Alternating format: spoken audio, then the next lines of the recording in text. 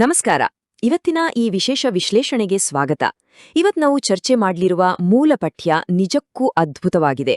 ಹೊರಗಡೆ ಪ್ರಪಂಚದಲ್ಲಿ ಎಷ್ಟೇ ಗೊಂದಲ, ಬಿಕ್ಕಟ್ಟು ಅಥವಾ ಅರಾಜಕತೆ ಇರ್ಲಿ, ನಮ್ಮ ಒಳಗಿನ ಆಧ್ಯಾತ್ಮಿಕ ಸಮತೋಲನವನ್ನು ಸದಾಕಾಲ ಹೇಗೆ ಕಾಯ್ದುಕೊಳ್ಬೇಕು ಅನ್ನೋದ್ರ ಬಗ್ಗೆ ಇದು ಬಹಳ ಆಳವಾದ ಒಳನೋಟವನ್ನು ನೀಡುತ್ತದೆ.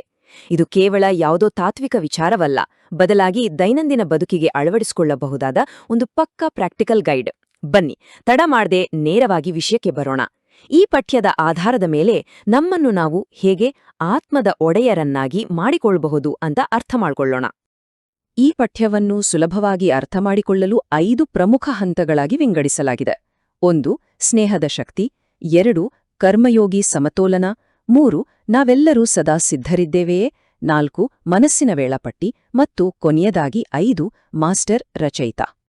ಮೊದಲನೇ ವಿಭಾಗ, ಸ್ನೇಹದ ಶಕ್ತಿ, ಅಭ್ಯಾಸದ ಬುನಾದಿ. ಈ ಇಡೀ ಆಧ್ಯಾತ್ಮಿಕ ಪಯಣಕ್ಕೆ ಅತ್ಯಂತ ಭದ್ರವಾದ ಫೌಂಡೇಶನ್ ಅಂದ್ರೆ ಅದು ಸ್ನೇಹ ಅಥವಾ ಪ್ರೀತಿಯ ಶಕ್ತಿ. ಪಠ್ಯದಲ್ಲಿ ಒಂದು ಅದ್ಭುತವಾದ ರೂಪಕವನ್ನ ಬಳಸಲಾಗಿದೆ. ಅದೇ ಸ್ನೇಹದ ವಿಮಾನ. ಅಂದ್ರೆ ಯಾವುದೇ ಕಠಿಣ ಸಾಧನೆ, ಹಠಯೋಗ ಅಥವಾ ದೈಹಿಕ ಶ್ರಮವಿಲ್ಲದೆ ಕೇವಲ ಈ ಆಧ್ಯಾತ್ಮಿಕ ಸ್ನೇಹದ ಮೂಲಕವೇ ಅಭ್ಯಾಸಿಗಳು ಬಹಳ ಸುಲಭವಾಗಿ ಸಹಜ ಯೋಗಿಗಳಾಗಬಹುದು. ಒಮ್ಮೆ ಊಹಿಸಿಕೊಳ್ಳಿ, ನಮ್ಮ ಬಳಿ ಬೇರೆ ಶಕ್ತಿಗಳು ಸ್ವಲ್ಪ ಕಡಿಮೆ ಇದ್ರೂ ಪರವಾಗಿಲ್ಲ, ಈ ಸ್ನೇಹ ಅನ್ನೋದು ನಮ್ಮನ್ನು ಸರಿಯಾದ ಗಮ್ಯಸ್ಥಾನಕ್ಕೆ ವಿಮಾನದ ವೇಗದಲ್ಲಿ ಕೊಂಡೊಯ್ಯೋ ಒಂದು ಶಕ್ತಿಶಾಲಿ ಮಾಧ್ಯಮವಾಗಿ ಕೆಲಸ ಮಾಡ್ತದೆ. ಖಂಡಿತ ಇದೊಂದು ಸುಂದರವಾದ ಕಲ್ಪನೆ ಅಲ್ವಾ? ಎರಡನೇ ವಿಭಾಗ, ಕರ್ಮಯೋಗಿ ಸಮತೋಲನ, ಕರ್ಮದಲ್ಲಿ ನಿಶ್ಚಲತೆ. ಸ್ನೇಹದಿಂದ ಶುರುವಾದ ಈ ಪಯಣ ಪ್ರಾಕ್ಟಿಕಲ್ ಲೈಫ್ಗೆ ಬಂದಾಗ ಒಂದು ದೊಡ್ಡ ಸವಾಲನ್ನು ಎದುರಿಸ್ತಿದೆ. ಅದೇ ಆಧ್ಯಾತ್ಮಿಕ ಅರಿವನ್ನು ಉಳಿಸ್ಕೊಂಡೇ ನಮ್ಮ ದೈನಂದಿನ ಕೆಲಸಗಳನ್ನು ಮಾಡೋದು. ಪಠ್ಯದ ಪ್ರಕಾರ ಕರ್ಮಯೋಗಿ ಅಂದ್ರೆ ಕೇವಲ ಕಣ್ಣು ಮುಚ್ಚಿ ಧ್ಯಾನ ಮಾಡುವವನಲ್ಲ, ಅಥವಾ ಕೇವಲ ಕೆಲಸದಲ್ಲಿ ಮುಳುಗಿ ಹೋಗುವನೂ ಅಲ್ಲ. ಬದಲಾಗಿ ಭೌತಿಕವಾಗಿ ಎಷ್ಟೇ ಬ್ಯುಸಿಯಾಗಿದ್ರೂ ಸಹ ಒಳಗಿನಿಂದ ನಾನು ಶರೀರವಿಲ್ಲದ ಮುಕ್ತವಾದ ಆತ್ಮ ಎಂಬ ಪ್ರಜ್ಞೆಯನ್ನು ನಿರಂತರವಾಗಿ ಕಾಯ್ದುಕೊಳ್ಳುವನೇ ಅಸಲಿ ಕರ್ಮಯೋಗಿ. ಈ ಬ್ಯಾಲೆನ್ಸ್ ಮೇಂಟೈನ್ ಮಾಡೋದಿದೆಯಲ್ಲ, ಅದು ನಿಜಕ್ಕೂ ಒಂದು ಸೂಕ್ಷ್ಮವಾದ ಕಲೆ.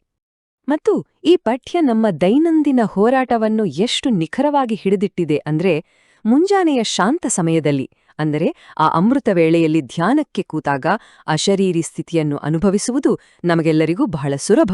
ಆದ್ರೆ ಒಮ್ಮೆ ಆ ಧ್ಯಾನದಿಂದ ಎದ್ದು ಆಫೀಸ್ ಕೆಲಸಕ್ಕೋ ಮನೆಗೆಲಸಕ್ಕೋ ಇಳಿದಾಗ ಏನಾಗ್ತದೆ? ಆ ದಿನನಿತ್ಯದ ಕರ್ಮದ ಘರ್ಷಣೆಯಲ್ಲಿ, ಆ ಟೆನ್ಷನ್ನಲ್ಲಿ ಮುಂಜಾನೆಯ ಶಾಂತ ಸ್ಥಿತಿಯೆಲ್ಲೋ ಕಳೆದು ಹೋಗುತ್ತದೆ. ಯೋಗ ಮತ್ತು ಕರ್ಮದ ನಡುವೆ ಒಂದು ದೊಡ್ಡ ಗ್ಯಾಪ್ ಸೃಷ್ಟಿಯಾಗುತ್ತದೆ. ಈ ಅಂತರವನ್ನು ಹೇಗೆ ಮುಚ್ಚಬೇಕು ಅನ್ನೋದೇ ಈ ವಿಶ್ಲೇಷಣೆಯ ಪ್ರಮುಖ ಗುರಿ. ಮೂರನೆಯ ವಿಭಾಗ, ನಾವೆಲ್ಲರೂ ಸದಾ ಸಿದ್ಧರಿದ್ದೇವೆಯೇ, ಪ್ರಸ್ತುತ ಕ್ಷಣದ ತುರ್ತು. ಇಲ್ಲಿಂದ ಪಠ್ಯದ ಟೋನ್ ಒಮ್ಮೆಲೆ ಬದಲಾಗುತ್ತದೆ. ಒಂದು ನೇರವಾದ ಮತ್ತು ಸ್ವಲ್ಪ ಮಟ್ಟಿಗೆ ನಮ್ಮನ್ನು ಬೆಚ್ಚಿಬೀಳಿಸುವ ಪ್ರಶ್ನೆಯನ್ನು ಇದು ನಮ್ಮ ಮುಂದಿಡುತ್ತದೆ. ನಿಸರ್ಗದ ವಿಕೋಪಗಳಿರಬಹುದು, ಪ್ರಪಂಚದ ಬದಲಾವಣೆಯ ವಿಕೋಪಗಳಿರಬಹುದು, ಅಥವಾ ನಮ್ಮದೇ ಜೀವನದ ಅಂತಿಮ ಕ್ಷಣವಾಗಿರಬಹುದು.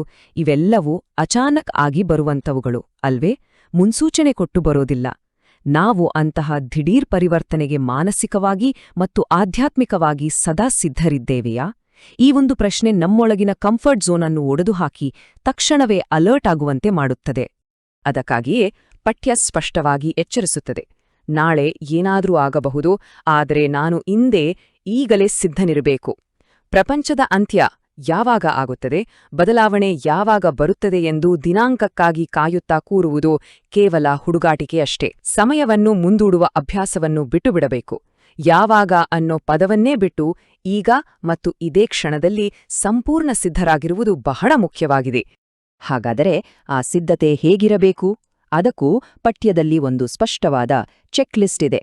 4 ಪ್ರಮುಖ ವಿಷಯಗಳಾದ ಜ್ಞಾನ, ಯೋಗ, ಧಾರಣೆ ಮತ್ತು ಸೇವೆಯಲ್ಲಿ ಸಂಪೂರ್ಣ ತಯಾರಿಯ ಜೊತೆಗೆ ಬೇಹದ್ದಿನ ವೈರಾಗ್ಯ ಇರಬೇಕು. ಅಂದರೆ ಲೌಕಿಕ ಬಂಧನಗಳಿಂದ ಮಿತಿಯಿಲ್ಲದ ಸಂಪೂರ್ಣವಾದ ಅನಾಸಕ್ತಿ ಹೊಂದಿರಬೇಕು. ಈ ಎಲ್ಲ 5 ಅಂಶಗಳಲ್ಲಿ ಪರಿಪೂರ್ಣತೆ ಸಾಧಿಸಿದಾಗ ಮಾತ್ರ ಒಬ್ಬರು ನಿಜಕ್ಕೂ ಎವರ್ ರೆಡಿ ಅಥವಾ ಸದಾ ಸಿದ್ಧರಾಗಿದ್ದಾರೆ ಎಂದು ಹೇಳಬಹುದು. 4ನೇ ವಿಭಾಗ, ಮನಸ್ಸಿನ ವೇಳಾಪಟ್ಟಿಯ ರಚನೆ, ಒಂದು ವಿಧಾನ. ಈಗ ಇಷ್ಟೆಲ್ಲ ಸವಾಲುಗಳನ್ನು ಪ್ರಾಕ್ಟಿಕಲ್ ಆಗಿ ಎದುರಿಸುವುದು ಹೇಗೆ ಅಂತ ನೋಡೋಣ.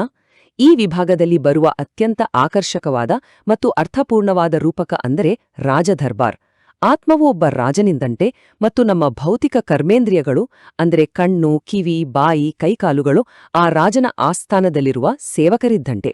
ಪ್ರತಿದಿನ ರಾಜನಾದ ಆತ್ಮನು ತನ್ನದೇ ಆದ ಒಂದು ದರ್ಬಾರ್ ನಡೆಸಿ ಈ ಸೇವಕರಿಂದ ವರದಿ ಪಡೆಯಬೇಕು ಮತ್ತು ಅವರಿಗೆ ಸ್ಪಷ್ಟವಾದ ಆದೇಶಗಳನ್ನು ನೀಡಬೇಕು. ಅಂದರೆ ನಾನು ಆದೇಶ ನೀಡುವ ಮಾಲೀಕ ಮತ್ತು ಇಂದ್ರಿಯಗಳು ಅದನ್ನು ಪಾಲಿಸುವ ಕೇವಲ ಸಾಧನಗಳು ಎಂಬ ಪ್ರಜ್ಞೆ ಸದಾ ಎಚ್ಚರವಿರಬೇಕು. ಆದರೆ ಇಲ್ಲೊಂದು ದೊಡ್ಡ ಕ್ಯಾಚಿದೆ. ರಾಜನು ಸಿಂಹಾಸನದ ಮೇಲೆ ಕೂತಾಗ ಮಾತ್ರ ಆತನ ಆದೇಶಕ್ಕೆ ಬೆಲೆ ಇರುತ್ತದೆ, ಹೌದಲ್ವಾ? ಅದೇ ರೀತಿ ಆತ್ಮವು ತನ್ನ ಸ್ವಮಾನ ಅಂದರೆ ತನ್ನ ಆಧ್ಯಾತ್ಮಿಕ ಸ್ವಾಭಿಮಾನದ ಸೀಟಿನ ಮೇಲೆ ಭದ್ರವಾಗಿ ಕುಳಿತಾಗ ಮಾತ್ರ ಈ ಕರ್ಮೇಂದ್ರಿಯಗಳು ನಮ್ಮ ಆದೇಶವನ್ನು ಚಾಚೂ ತಪ್ಪದೆ ಪಾಲಿಸುತ್ತವೆ. ನಾವು ಕೆಲವೊಮ್ಮೆ ನಮ್ಮ ಕೋಪವನ್ನು ಹಳೆಯ ಅಭ್ಯಾಸಗಳನ್ನು ಕಂಟ್ರೋಲ್ ಮಾಡಲು ಆಗುತ್ತಿಲ್ಲ ಅಂತ ದೋರುತ್ತೇವೆ. ಅದಕ್ಕೆ ಅಸಲಿ ಕಾರಣ ಏನೆಂದರೆ ನಾವು ನಮ್ಮ ಮಾಲೀಕತ್ವದ ಆ ಸೀಟಿನಿಂದ ಕೆಳಗಿಳಿದು ಆದೇಶ ನೀಡುತ್ತಿರ್ತೇವೆ. ಸೀಟ್ ಬಿಟ್ರೆ ಪವರಿಲ್ಲ. ಈ ಸಮಸ್ಯೆಯನ್ನು ಬಗೆಹರಿಸಲು ಪಠ್ಯವು ಒಂದು ಸಿಂಪಲ್ ಆದ 3 ಹಂತಗಳ ಪ್ರಕ್ರಿಯೆಯನ್ನು ನೀಡುತ್ತದೆ. ದಿನದ ಯಾವುದೇ ಕೆಲಸವನ್ನು ಮಾಡುವಾಗ, ಅದು ಆಫೀಸ್ ಮೀಟಿಂಗ್ ಇರ್ಬೋದು ಅಥವಾ ಅಡಿಗೆ ಮಾಡೋದೇ ಇರ್ಬೋದು, ಆ ಕೆಲಸಕ್ಕೆ ಪೂರಕವಾದ ಒಂದು ಆಧ್ಯಾತ್ಮಿಕ ಸ್ವಮಾನವನ್ನು ನಾವು ಮೊದಲೇ ಸೆಲೆಕ್ಟ್ ಮಾಡ್ಕೊಳ್ಬೇಕು ಮತ್ತು ಇಡೀ ಕೆಲಸ ಮುಗಿಯುವವರೆಗೂ ಅದೇ ಮಾನಸಿಕ ಸ್ಥಿತಿಯಲ್ಲಿರಬೇಕು. ನಮ್ಮ ಭೌತಿಕ ಟೈಮ್ ಟೇಬಲ್ ಜೊತೆಗೆ ಇದೊಂದು ಮನಸ್ಸಿನ ಟೈಮ್ ಟೇಬಲ್ ಕೂಡ ಪ್ಯಾರಲಲ್ ಆಗಿ ನಡಿಬೇಕು. ಇದೊಂದೇ ದಾರಿ ಕರ್ಮ ಮತ್ತು ಯೋಗದ ನಡುವಿನ ಆ ಅಂತರವನ್ನು ಶಾಶ್ವತವಾಗಿ ಅಳಿಸಿ ಹಾಕೋದಕ್ಕೆ. 5ನೇ ವಿಭಾಗ ಮಾಸ್ಟರ್ ರಚಯಿತ ಅಂತಿಮ ಗುರಿ. ಇದೆಲ್ಲವನ್ನೂ ಸತತವಾಗಿ ಅಭ್ಯಾಸ ಮಾಡಿದಾಗ ಸಿಗುವ ಆ ಅಂತಿಮ ಫಲಿತಾಂಶವನ್ನು ಪಠ್ಯವು ಮಾಸ್ಟರ್ ರಚಯಿತ ಅಂತ ಕರೆಯುತ್ತದೆ. ಇಲ್ಲಿ ಗಮನಿಸಬೇಕಾದ ಅತ್ಯಂತ ಶಕ್ತಿಶಾಲಿ ಅಂಶ ಅಂದ್ರೆ ಈ ಸ್ಥಿತಿ ನಿರಂತರವಾಗಿರಬೇಕು. ಕೆಲವೊಮ್ಮೆ ನನ್ನ ಇಂದ್ರಿಯಗಳ ಮೇಲೆ ನನಗೆ ಕಂಟ್ರೋಲ್ ಇರುತ್ತೆ, ಕೆಲವೊಮ್ಮೆ ಇರಲ್ಲ ಅನ್ನೋದು ಇಲ್ಲಿ ನಡೆಯುವುದಿಲ್ಲ. ಪಠ್ಯ ಸ್ಪಷ್ಟವಾಗಿ ಹೇಳುತ್ತದೆ, ಕೆಲವೊಮ್ಮೆ ಅಥವಾ ಸಮ್ಟೈಮ್ಸ್ ಅನ್ನೋ ಪದವನ್ನೇ ನಮ್ಮ ಡಿಕ್ಷನರಿಯಿಂದ ಕಿತ್ತು ಬಿಸಾಕ್ಬೇಕು. ಆಧ್ಯಾತ್ಮಿಕ ಮಾಲೀಕತ್ವ ಅನ್ನೋದು ಒಮ್ಮೊಮ್ಮೆ ಹೊಳೆಯುವ ಮಿಂಚಲ್ಲ, ಅದು ಸದಾ ಬೆಳಗುವ ದೀಪವಾಗಿರಬೇಕು. ಈ ವಿಚಾರದಲ್ಲಿ ಕಾಂಪ್ರಮೈಸ್ ಅನ್ನೋದೇ ಇಲ್ಲ. ಹಾಗಾದರೆ ಯಾರು ಈ ಮಾಸ್ಟರ್ ರಚಯಿತ? ಭೌತಿಕ ಪ್ರಪಂಚ, ಅದರಲ್ಲಿರುವ ಆಕರ್ಷಣೆಗಳು ಮತ್ತು ಸ್ವತಃ ನಾವೇ ನಿರ್ಮಿಸಿಕೊಂಡಿರುವ ಆಲೋಚನೆಗಳು, ಸನ್ನಿವೇಶಗಳು ಇವೆಲ್ಲವೂ ನಮ್ಮದೇ ರಚನೆಗಳು. ಒಬ್ಬ ಮಾಸ್ಟರ್ ರಚಯಿತ ಎಷ್ಟೊಂದು ಪವರ್ಫುಲ್ ಆಗಿರುತ್ತಾನೆ ಎಂದರೆ ಆತ ತನ್ನದೇ ಆದ ಈ ಭೌತಿಕ ರಚನೆಗಳ ಬಣ್ಣ ಬಣ್ಣದ ಆಕರ್ಷಣೆಗಳಿಂದ, ಮೋಹದಿಂದ ಸಂಪೂರ್ಣವಾಗಿ ಅತೀತನಾಗಿರುತ್ತಾನೆ. ಲೌಕಿಕ ಆಕರ್ಷಣೆಗಳು ಆತನನ್ನು ಎಳ್ಳಷ್ಟೂ ಕದಲಿಸಲು ಸಾಧ್ಯವಿಲ್ಲ. ಇದೇ ನೋಡಿ ನಿಜವಾದ ಶಕ್ತಿಶಾಲಿ ಸ್ಥಿತಿಯೆಂದರೆ. ಈ ವಿಶ್ಲೇಷಣೆಯನ್ನು ಮುಕ್ತಾಯಗೊಳಿಸುವ ಮುನ್ನ ಪಠ್ಯದಲ್ಲಿರುವ ಅತ್ಯಂತ ಪ್ರಬಲವಾದ ಈ ಸಾಲನ್ನು ಒಮ್ಮೆ ಗಮನಿಸೋಣ. ನಮ್ಮ ಮನಸ್ಸಿನ ಸ್ಥಿತಿ ಎಷ್ಟೊಂದು ಗಟ್ಟಿಯಾಗಿರಬೇಕು ಎಂದರೆ ಎದುರಾಗುವ ಯಾವುದೇ ಕಠಿಣ ಪರಿಸ್ಥಿತಿಯ ಬೆಂಕಿಯು ಆ ಮನಸ್ಸನ್ನು ಕರಗಿಸಲು ಸಾಧ್ಯವೇ ಆಗಬಾರದು. ಎಂಥದ್ದೇ ಸನ್ನಿವೇಶ ಬಂದ್ರೂ ನಮ್ಮ ಒಳಗಿನ ಸಮತೋಲನ ಅಲುಗಾಡಬಾರದು. ಹಾಗಾದ್ರೆ ನಮ್ಮ ಸಮತೋಲನವನ್ನು ಕದಡುವ ಶಕ್ತಿ ನಿಜಕ್ಕೂ ಹೊರಗಿನ ಪರಿಸ್ಥಿತಿಗಳಿಗೆ ಇದೆಯಾ ಅಥವಾ ಆ ಶಕ್ತಿಯನ್ನು ನಾವೇ ಅವುಗಳಿಗೆ ಕೊಡುತ್ತಿದ್ದೇವೆಯಾ? ಒಮ್ಮೆ ಯೋಚಿಸಿ. ಈ ಪ್ರಶ್ನೆಯೊಂದಿಗೆ ನಮ್ಮನ್ನೇ ನಾವು ಆಳುವ ಈ ಸ್ವರಾಜ್ಯದ ಅದ್ಭುತ ಪಯಣವನ್ನು ನಾವೆಲ್ಲರೂ ಮುಂದುವರಿಸೋಣ. ಈ ವಿಶ್ಲೇಷಣೆ ಮೂಲ ಪಠ್ಯದ ಆಳವನ್ನು ಅರಿಯಲು ಎಲ್ಲರಿಗೂ ಸಹಾಯಕವಾಗಿದೆ ಎಂದು ಭಾವಿಸುತ್ತೇನೆ. ಧನ್ಯವಾದಗಳು.